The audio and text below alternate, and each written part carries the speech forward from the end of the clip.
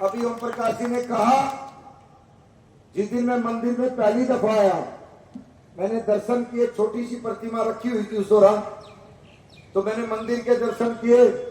उन्होंने कहा भाई साहब कुछ मंदिर में आए हो, तो मैंने कहा मंदिर में मैं आया हूं, लेकिन मैं खाली हाथ नहीं जाऊंगा, मंदिर में सहयोग करके जाऊंगा, क्योंकि सनातन का मंदिर बने और उसमें सहयोग ना हो, ये मेरे लिए अच्छी बात नहीं होगी। मैंने ओम प्रकाश जी से पूछा, साथ ही साथ वहीं पे सहयोग किया और आज वही मंदिर, और मंदिर से मुझे प्रेम क्यों है, क्योंकि मेरे पिताश्री स्वयं कार सेवक थे। के लिए हमें जब रेवाड़ी जैसे शहर को, जहाँ पॉपुलेशन थोड़ी है, झज्जर जैसे शहर को एम्स मिल सकता है, तो 100% गुड़गांव जैसे शहर को पीजीआई मिल सकता है। तो हमारे सब लोगों का प्रयास है। मैंने आपसे कहा ना कि 8 तारीख को जब परिणाम आएगा तो निश्चित रूप से वो परिणाम चौंकाने वाला होगा। भारतीय जनता पार्टी के प्रत्याशी मुकेश शर्मा जी भारी बहुमत से, पिछली बार जो मार्जिन रहा उससे भी ज़्यादा बहुमत से जीतेंगे, ऐसा हमारा। नमस्कार, आप देख रहे हैं नव समाचार। मैं हूं रमाकांत उपाध्याय। इस समय हम सेक्टर 47 में खड़े हुए हैं। हमारे बीच में भारतीय जनता पार्टी के वरिष्ठ नेता, हमारे बीच अधिवक्ता कुलभूषण भारद्वाज हैं। कैसे दिख रहे हैं? आज यहाँ पर मुकेश पहलवान पहुँचे। तमाम यहाँ सेक्टर 47 की समस्याएं भी हैं। उन्होंने वादा भी किया है कि 6 महीने के अंदर पूरा करेंगे। और वर्तमान की जो स्थिति है कि कांग्रेस पार्टी ने मोहित ग्रोवर को टिकट दी है, और इधर हमारे साथ मुकेश पहलवान भारतीय जनता पार्टी से हैं, आप उनके साथ हैं। पूरी पार्टी दमखम से लड़ भी रही है चुनाव अपना प्रचार प्रसार में। तो क्या समीकरण बन रहे हैं कुलभूषण जी, क्योंकि आप राजनीति का बड़ा अनुभव रखते हैं? निश्चित रूप से 5 तारीख को जो परिणाम आए, 8 तारीख को जो परिणाम आएंगे वो भारतीय जनता पार्टी के पक्ष में हो। अभी आपने कहा कि अन्य दल जो है उसके प्रत्याशी भी चुनाव में, वो चुनाव में ही हैं। आज तक वो कहीं दिखाई नहीं जनता के बीच में, और भारतीय जनता पार्टी का कार्यकर्ता जनता के बीच में है। और अभी आपने समस्याओं की बात करी, तो भारतीय जनता पार्टी एक ऐसी पार्टी है कि जिसके कार्यकर्ता ही अगर कहीं पर कमी हो तो उसको उजागर करने की ताकत रखते हैं, और पार्टी उसकी सुनती है। और मैं आपके चैनल के माध्यम से एक बात आपको कह देना चाहता हूँ कि जिन भी अधिकारियों ने जानबूझकर जनता के कामों में कोताही बरती है, जैसा हमारे माननीय मुख्यमंत्री जी ने कहा है, 8 तारीख के बाद उन अधिकारियों का इलाज होगा। ये अधिकारी जो लापरवाह अधिकारी हैं, जिन्होंने जानबूझ के हमारे गुरुग्राम के अंदर जनता के जो काम है उनकी अनदेखी की है, लापरवाही की है, उनका 8 तारीख के बाद इलाज होगा। वो ध्यान रखें इसमें। इस चीज़ को कुलभूषण जी कैसे दिख रहे हैं कि यहाँ पर कुछ नेता भारतीय जनता पार्टी छोड़कर बागी हो जाते हैं और फिर आज़ाद उम्मीदवार बनकर अपना चुनाव लड़ रहे हैं, और वो हुकार भर रहे हैं, कहना है उनका कि हम जीतेंगे, लोगों के बीच जाएंगे, हमें समर्थन मिल रहा है, तमाम ऐसी बातें, और भाजपा को ही आंख दिखा रहे हैं। तो ये सारी चीज़ें, क्योंकि आप बड़े नज़दीकी से राजनीति को समझते हैं और उन नेताओं को भी।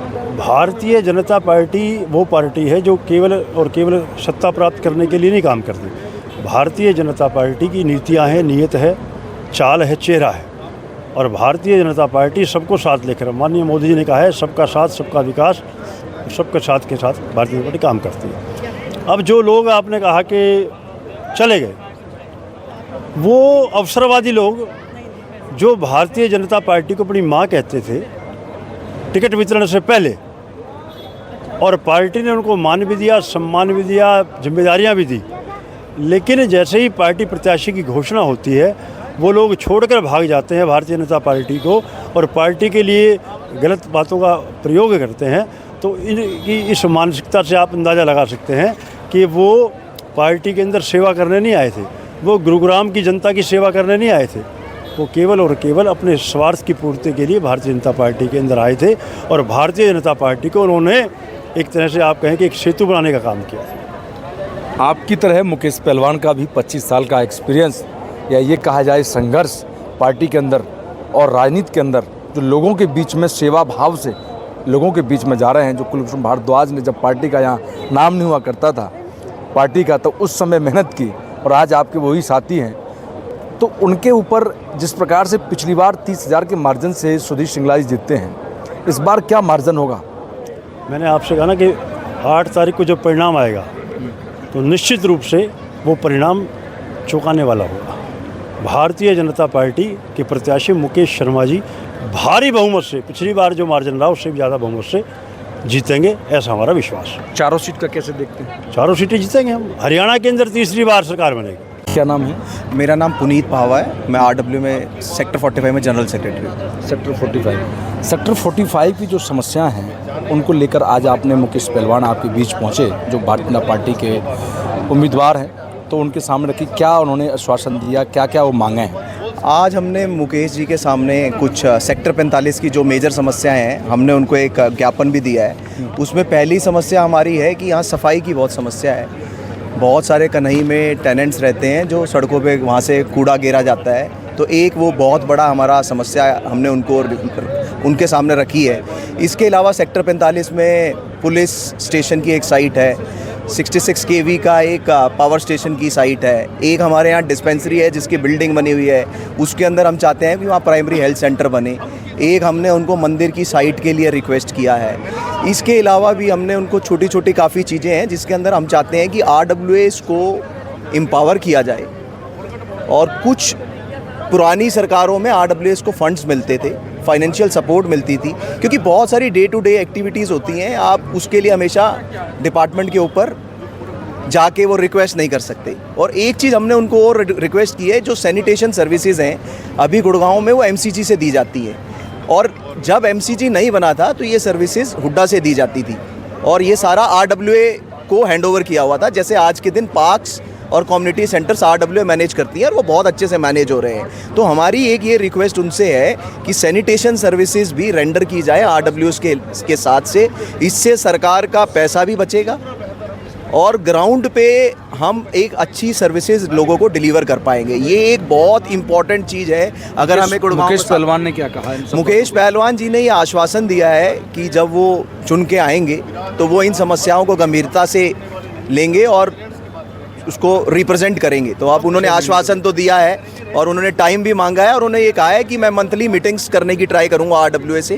ताकि कम्युनिकेशन अच्छा रहे। क्योंकि हमने पिछले 5 सालों में ये देखा है कि RWAs MLAs का कोई समन्वय ही नहीं रहा, कोई जनता दरबार नहीं ऑर्गेनाइज किए गए, हमेशा ही लोगों को MLA के घरों में जाना पड़ा।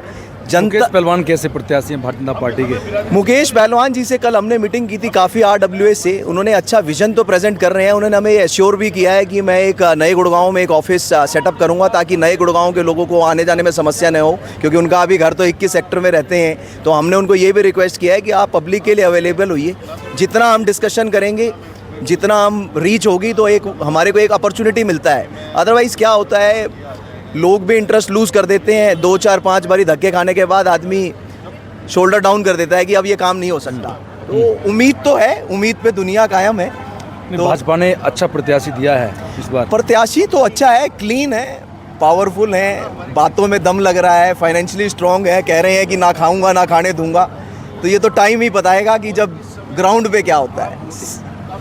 हमारे साथ रेखा भारद्वाज भी मौजूद हैं। कैसे देख रही हैं रेखा जी कि आज आपके बीच में मुकेश पहलवान भारतीय जनता पार्टी के प्रत्याशी जो पहुंचे, क्या उम्मीद लग रही है आपके सेक्टर से? क्योंकि सेक्टर की तमाम समस्याएं थी वो भी सामने रखी गई, उन्होंने आश्वासन भी दिया है और लोगों के पास भी जा रहे हैं। तो इस बार आप भी कहीं ना कहीं भारतीय जनता पार्टी से वैसे जुड़े हुए हैं। हाँ जी, तो कैसे देखिए मेरा तो पूरा परिवार ही भारतीय जनता पार्टी से जुड़ा हुआ है स्टार्टिंग से ही, और भारतीय जनता पार्टी से वैसे भी विशेष प्रेम है।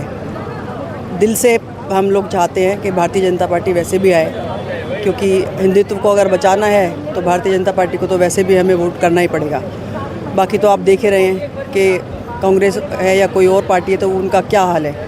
और रही बात हमारे सेक्टर से, तो मुकेश शर्मा जी जो है काफ़ी जुझारू कार्यकर्ता हैं हमारे, ठीक है। जो पार्टी ने जो उन्हें टिकट दिया है वो कुछ सोच समझ कर ही दिया है।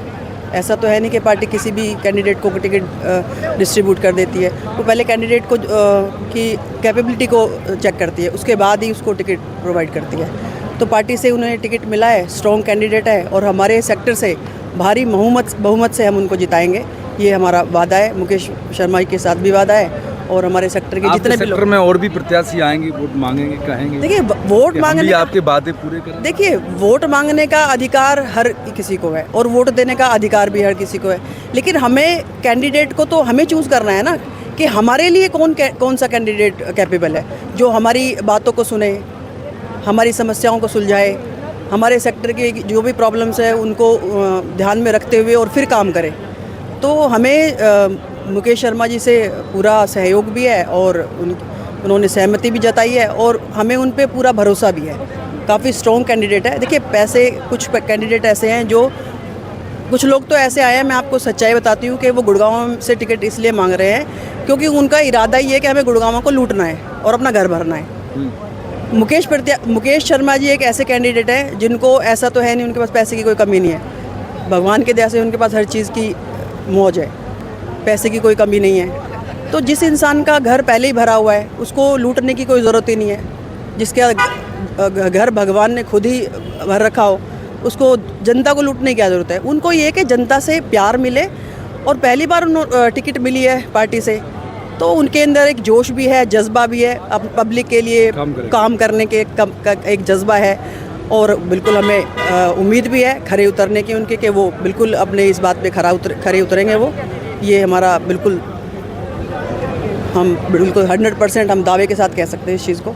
और मैं तो खैर बहुत इनके साथ काम कर भी रही हूँ, पार्टी के लिए तो खैर काम कर ही रही हूँ, लेकिन अपने मुकेश शर्मा जी के लिए भी हम लोग जी जान से लगे हुए हैं और मेहनत भी कर रहे हैं। और जो हमें रिस्पांस मिल रहा है वो हमें 100% रिस्पांस, मतलब बहुत पॉजिटिव रिस्पांस। सबने हमें ये कहा है जीत सुनिश्चित है, 100% है। आप चाहें तो मैं अभी स्टैम्प पेपर पे आपको सिग्नेचर करके दे सकती हूँ। 100% हमारे मुकेश भाई प्रत्याशी जीतेंगे यहाँ से। सेक्टर 45 के तमाम ये वो लोग हैं, यहाँ पर आज कार्यक्रम रखा जहाँ पर आज के एक तरह से आशीर्वाद के रूप में मुकेश पहलवान को लोगों ने आश्वासन दिया है कि हम आपके साथ रहेंगे। तो मुकेश पहलवान ने भी उन्हें कहा है कि आपकी जो क्षेत्र की तमाम समस्याएं हैं उनको मैं 6 महीने के अंदर पूरा करने का प्रयास करूंगा। आपके साथ हर मंथ एक मीटिंग करेंगे। जिस प्रकार से RWA के हमारे बीच में सचिव मौजूद हैं, इनका कहना है कि हमने जो बातें रखी हैं तो हमें पूरा आश्वासन मिला है और हम वोट करेंगे। देखते हैं।